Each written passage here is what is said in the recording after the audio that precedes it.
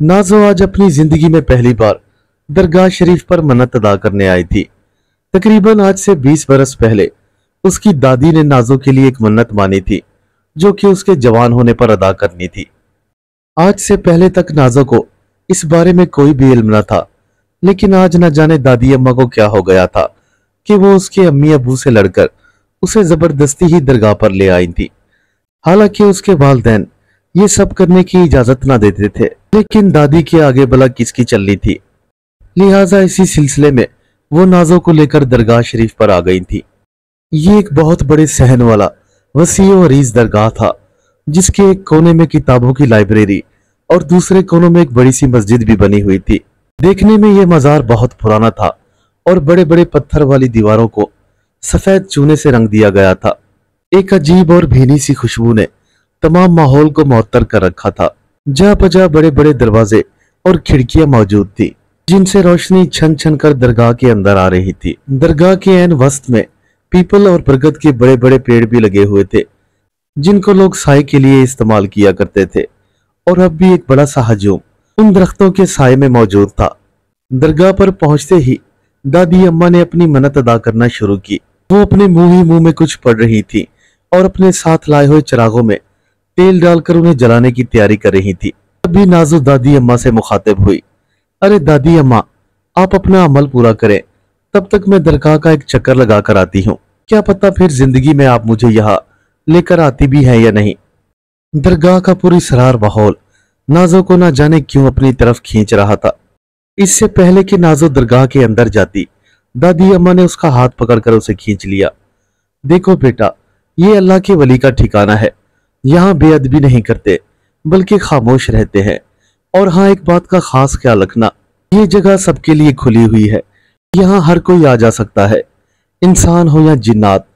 इस बात का खास ख्याल रखना कि किसी को भी अपने साथ चलने के लिए मत कहना। ये ना हो कि कोई भूला भटका भूत तुम्हारे साथ ही चला आए।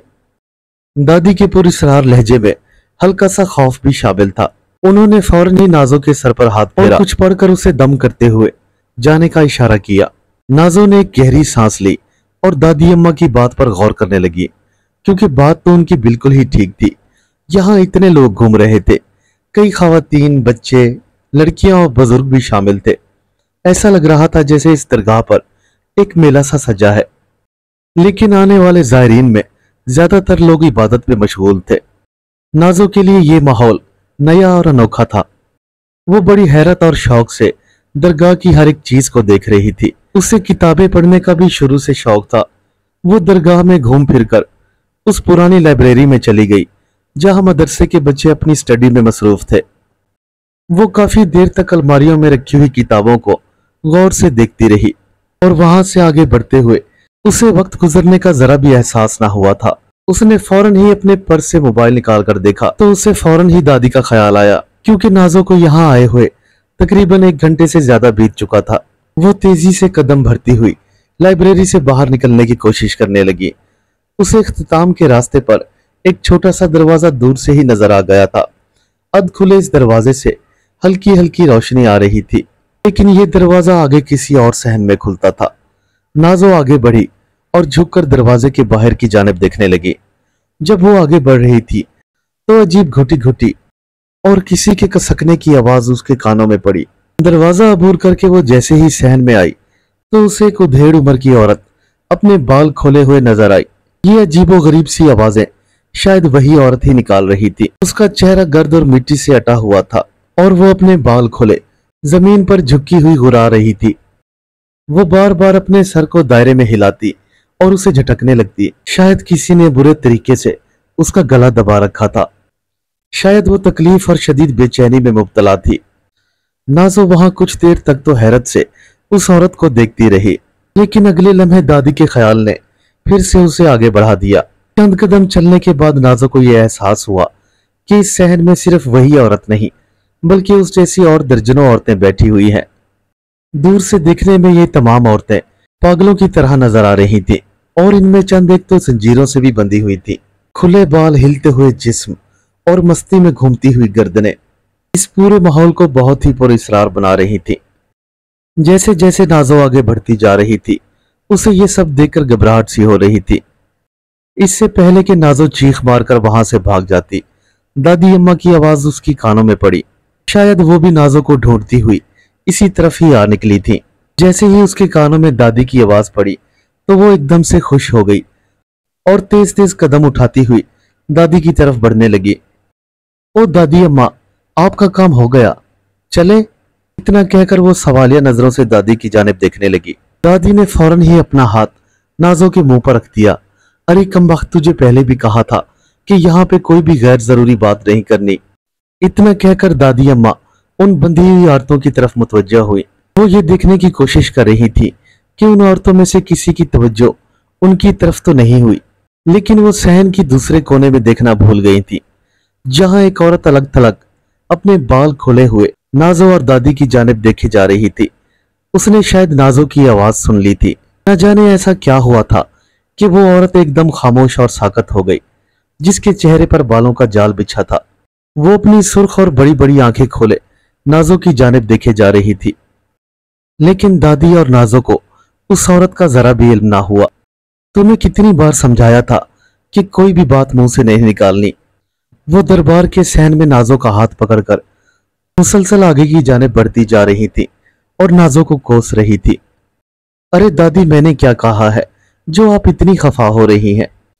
अरे पागल लड़की, मैंने तुझे पहले भी समझाया था कि ये कोई आम जगह नहीं, वहां कुछ भी बोलने से पहले सोच लेना चाहिए।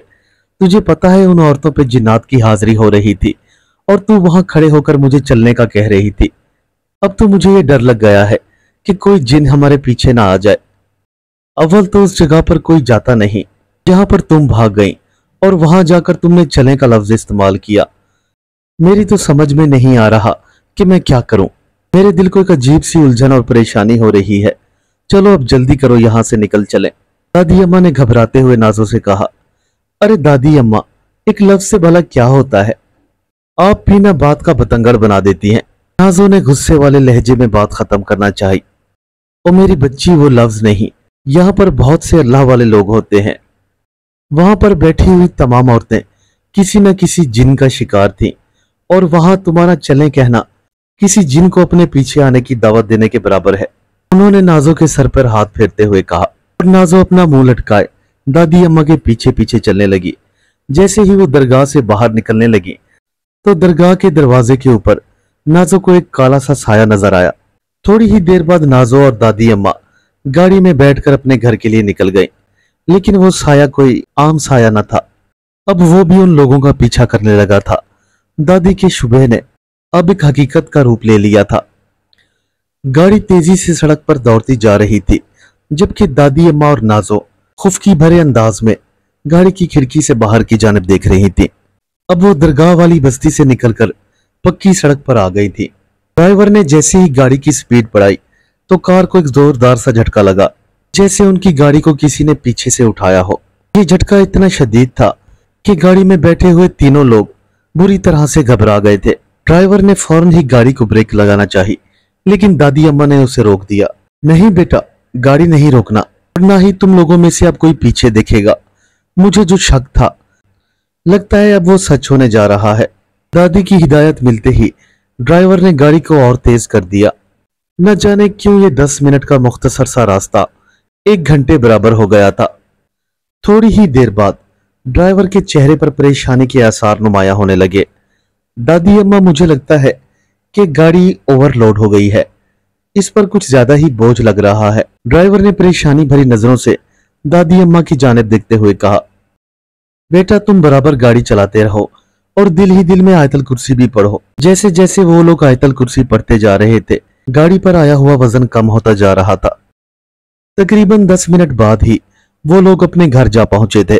घर पहुंचते ही दादी सबसे पहले तो सजदा रेज हो गई और अल्लाह ताला का शुक्र अदा किया, जबकि नाजो को ये सब कुछ अजीब लग रहा था। 2 दिन बड़े सुकून और आफियत से गुजर गए, लेकिन नाजो की तबीयत में एक अजीब सी बेचैनी आ गई थी। उसे बार बार ऐसा महसूस हो रहा था कि वो कहीं बाहर घूमने के लिए चली जाए। वो कई बार अपने घर के गेट की जानिब आई, लेकिन फिर वहां से वापस अंदर की तरफ पलट गई। आज उसे ऐसा एहसास हो रहा था कि जैसे कोई बाहर उसका इंतजार कर रहा हो। अचानक ही उसके सर में दर्द होने लगा और उसके कंधे अकड़ने लगे। अरे यार, अब तक तो मैं बिल्कुल ठीक थी, लेकिन आज न जाने मुझे क्या हो रहा है। इतना कहकर नाजो अपनी जगह से उठी और अलमारी खोलकर वहां से पेन किलर निकाली।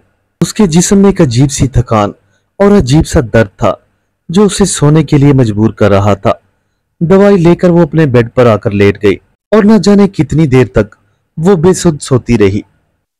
ये न जाने रात का कौन सा पहर था जब उसे गर्मी सी महसूस हुई। उसने फौरन ही अपनी आंखें खोली और तिल मिलाती हुई अपने बिस्तर से उठ खड़ी हुई। शायद सोने से पहले वो अपने कमरे का पंखा चलाना भूल गई थी। कमरे में मुकम्मल तौर पर अंधेरा था और नाजो को कुछ भी साफ दिखाई न दे रहा था।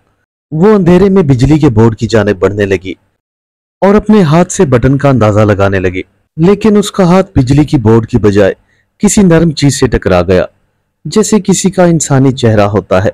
वो बेख्तियार होकर बोर्ड को ढूंढने लगी, लेकिन अब की बार उसने बिजली का बोर्ड ढूंढ लिया था और कमरे की लाइट ऑन कर दी थी। वो हड़बड़ाकर इधर उधर देखने लगी, लेकिन उस कमरे में कोई भी ना था। नाजो ने पंखा चलाया और वापस आकर अपने बेड पर लेट गई। जैसे ही उसने छत की जानिब देखा तो उसे पंखे पर बैठी हुई एक चुड़ैल नुमा चीज नजर आई जो अपने पैर परों के बीच में लटकाए हुए बैठी थी। वो नाजो को एक कबीह मुस्कुराहट से देखे जा रही थी। वो भयानक मंजर देखते ही नाजो के मुंह से एक जोरदार चीख निकल गई, क्योंकि वो बदनुमा चुड़ैल अपने बाल खोले हुए इंतहाई भयानक नजर आ रही थी। सफेद लिबास, जगह जगह से उधड़ा हुआ नीला जिस्म जिसके अंदर काला सा गोश्त छलक रहा था। आखिर वो क्या बला थी जो रात के इस वक्त पंखे पर बैठ गई थी। नाजो घबराकर अपने बिस्तर से उठी और कमरे से बाहर निकलने की कोशिश करने लगी, लेकिन डर और परेशानी से वो अपना एक भी कदम ना उठा पाई। अचानक ही कमरे का दरवाजा खुद ब खुद लॉक हो गया और नाजो चीखती हुई उसे खोलने की कोशिश करने लगी। अगले ही लम्हे नाजो के कानों में एक धप की आवाज आई, जैसे कोई आसमान से जमीन पर आ गिरता है। नाजो को ऐसा महसूस हुआ जैसे उसका दिल उछलकर उसके हलक में फंस गया हो। उसकी आवाज एक लम्हे को घुट गई और वो जोर जोर से सांसें लेने लगी। फिर अचानक ही कमरे का लॉक खुद ब खुद ही खुल गया। नाजो एकदम से भागती हुई कमरे से बाहर निकल गई। इस वक्त घर के तमाम अफराद गहरी और मीठी नींद सो रहे थे। पूरे घर में सन्नाटे का आलम था और खौफ के मारे नाजो का कलेजा फटा जा रहा था। उसके मुंह से एक जोरदार चीख निकली और वो गिरकर बेहोश हो गई। उसकी ये चीख उसकी दादी अम्मा और बाकी तमाम घर वालों ने भी सुन ली थी। जब नाजो को होश आया तो तमाम घर वाले उसके सर पर ही मौजूद थे। नाजो दादी अम्मा को देखकर उनसे लिपट गई और फूट फूट कर रोने लगी। अरे बेटा, क्या हो गया था? लगता है तुमने कोई बुरा सपना देखा। इसमें भला रोने की क्या बात है? हौसला रखो, मैं तुम्हें अभी दम किए देती हूँ, दादी अम्मा ने नाजो को तसल्ली देते हुए कहा। लेकिन वो दिल ही दिल में इस बात पर मुंसिफ थी कि जरूर कोई गड़बड़ है, क्योंकि जब से नाजो दरगाह से वापस आई है वो अजीब सी हरकतें कर रही है और उसी दिन से ही नाजो के जिस्म में हल्का हल्का बुखार भी था। जल्द ही दादी अम्मा ने ये सारी कड़ियां मिला ली। इतने में नाजो की अम्मा भी बोल उठी। अरे अम्मा, मैं तो बहुत डर गई हूँ। मेरी तो ये बस एक ही बेटी है, अभी इसकी उम्र ही क्या है।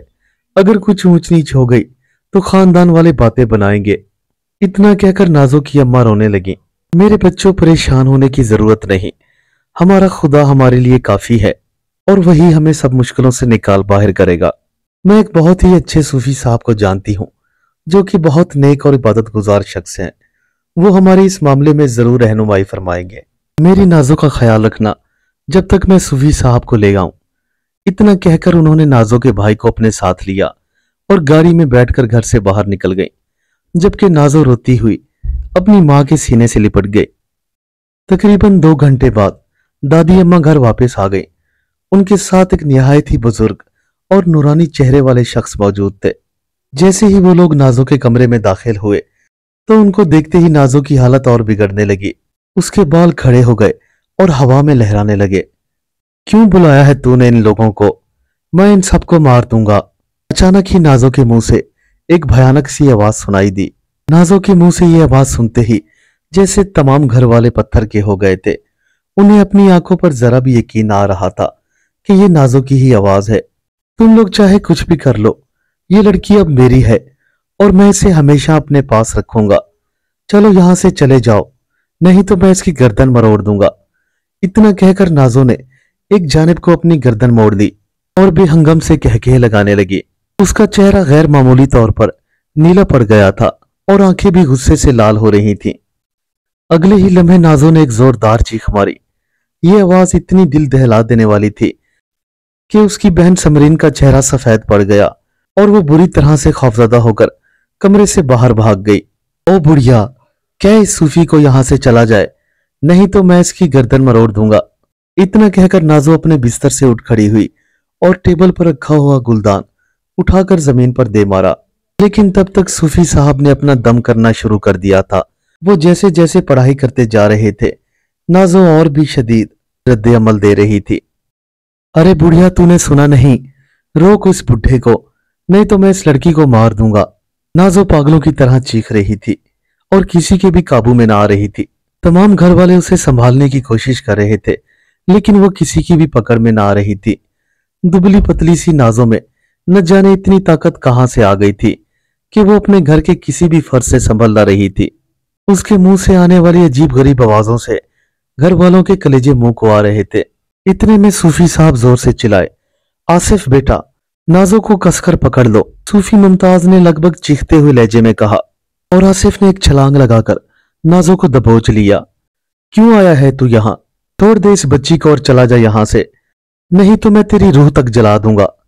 सूफी मुमताज ने गुस्से भरे लहजे में नाजो को देखते हुए कहा, अरे ओ बुढ़े, मैं इस लड़की को परेशान नहीं कर रहा, बल्कि ये मुझे अपने साथ ले आई है। इतना कहकर नाजो ने एक जोरदार कहका लगाया और भयानक चेहरे से सबकी जानिब देखने लगी। ये तू क्या बकवास कर रहा है? ये लड़की भला तुझे अपने साथ क्यों लाएगी? सूफी मुमताज साहब ने गुस्से भरे लहजे में कहा। उस दिन दरगाह पर यह लड़की अपनी दादी के साथ आई हुई थी और इस लड़की ने मुझे साथ चलने का कहा था, लिहाजा अब मैं इसे छोड़कर कहीं जाने वाला नहीं। नाजो ने हतमी लहजे में जवाब दिया, अगर तुझे अपनी जान अजीज है तो यहां से चला जा और ये लड़की हमेशा के लिए मेरे हवाले कर दे, क्योंकि मैं अब इस घर में अपने डेरे डाल चुका हूं और मेरी और बीवियां भी अब इसी घर में रहेंगी। इतना कहकर नाजो ने अपना सर नीचे की जानिब झुका लिया और मुंह से घुराने की आवाजें निकालने लगी। इसका मतलब है तू ऐसे नहीं मानेगा। सूफी मुमताज ने फौरन ही अपनी आंखें बंद की और जोर जोर से मुंह में कुछ पढ़ने लगे। अब वो आहिस्ता आहिस्ता कदम उठाते हुए नाजो की जानिब बढ़ रहे थे और नाजो बुरी तरह से चीख रही थी। जैसे जैसे सूफी साहब नाजो के पास जा रहे थे, वैसे वैसे ही वो उल्टे कदमों से दीवार की जानिब हो रही थी। अचानक ही कमरे में एक जोरदार चीख गूंजी। नाजो अब दर्द से कराहने लगी थी और उसका चेहरा स्याह होने लगा था। मुझे छोड़ दो, मुझ पर रहम खाओ।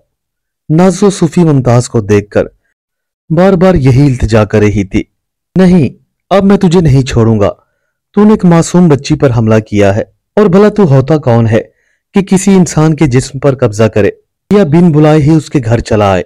जब तक तू इस बच्ची को नहीं छोड़ेगा, मैं तेरी जान नहीं छोड़ने वाला, सूफी मुमताज साहब ने गरजते हुए लहजे में कहा और कुछ पढ़ पढ़कर नाजो की तरफ फूंकते रहे।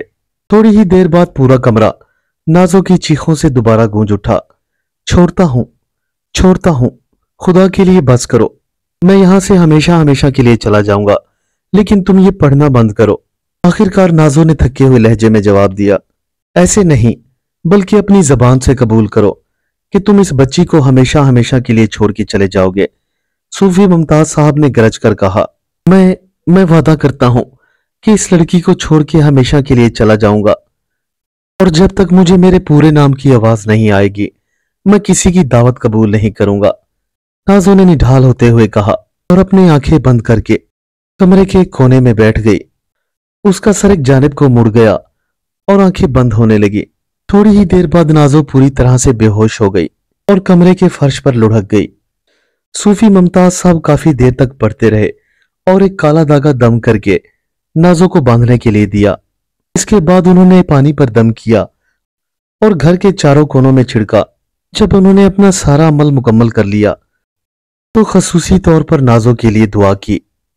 दादी अम्मा और तमाम घर वाले सूफी मुमताज साहब के बेहद शुक्रगुजार थे। दादी अम्मा की बरवक्त समझदारी ने नाजो की जान बचा ली थी और उसे उस जिन के काबू से छुड़ा लिया था। उम्मीद करता हूं मेरे दोस्तों को आज की कहानी पसंद आई होगी। मिलते हैं कल एक नई कहानी के साथ। तब तक के लिए अल्लाह हाफिज।